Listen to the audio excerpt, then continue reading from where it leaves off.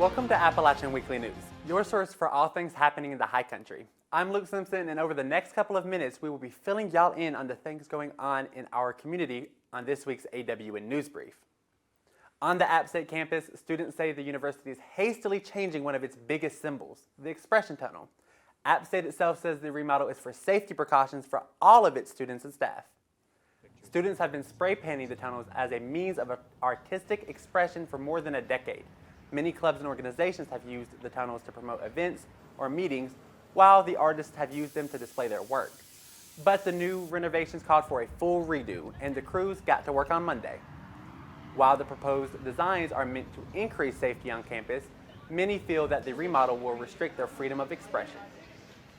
By removing these tunnels, in many ways, they're removing our voices, our freedom of expression, and our ability to create art. And in doing so, they're not only homogenizing the space and kind of taking away what really made it special, but also they're hurting the students, which is really who they should be representing.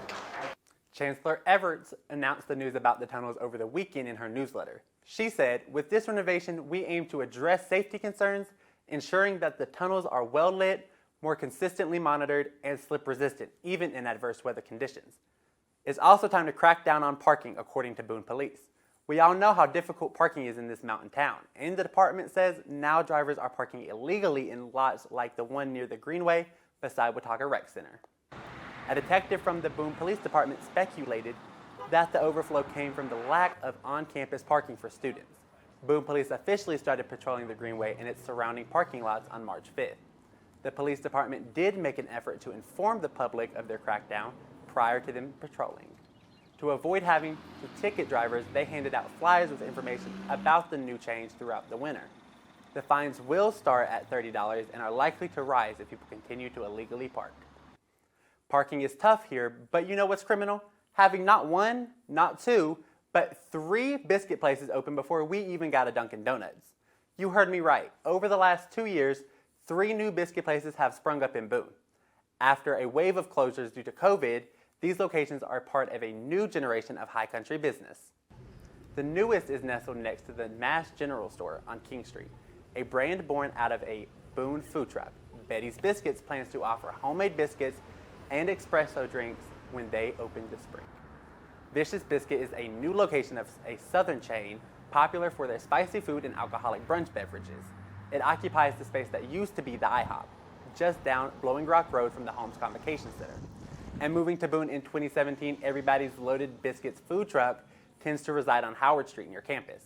They just recently gained a brick and mortar brunch-in club in late 2022 on the opposite end of Howard Street. Now that you've got the rundown on biscuits, let's chat about some fun events coming in the high country. In fact, Easter comes early on Sugar Mountain. The resort is hosting its annual Easter egg hunt for all the kiddos. And winter isn't over quite yet as Appalachian Ski Mountain hosts the Meltdown Games, with events such as the Cardboard Box Derby, the Trash Bag Downhill, and something that looks like surfing from this picture. Adam Kostler takes his talents over to Blowing Rock Art and History Museum as he performs his guitar recital. But if you want something a little bit faster paced, the Dockful Dead and Randy's Army head to the Appalachian Theater to bring classic hits from the Grateful Dead back to life on March 21st.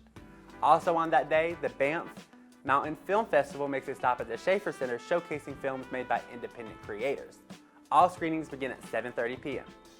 But the fun doesn't stop there, because football season is approaching fast. In fact, App State announced its schedule for 2024. Taking a look at the home schedule, the Mountaineers begin with the East Tennessee State on August 31st. App State plays one of their 2 Thursday night games at home against South Alabama on September 19th. On September 28th, App welcomes 2 familiar faces back to Boone, Jamie Chadwell and Ryan Berger, when they take on Liberty. And App State's final home game of the season is against heated rival James Madison on November 23rd. And that brings us to the end of this news brief. For more news throughout the week, make sure to follow Appalachian Weekly News and App TV on social media. You can also find us on YouTube through the App TV account. We've been talking a lot about Boone, but it is starting to look like a beautiful day at more than 5,500 feet at Buckeye Lake Beach Mountain. It might be time for me to learn how to water ski. I'm Luke Simpson. Thank you for joining us on Appalachian Weekly News.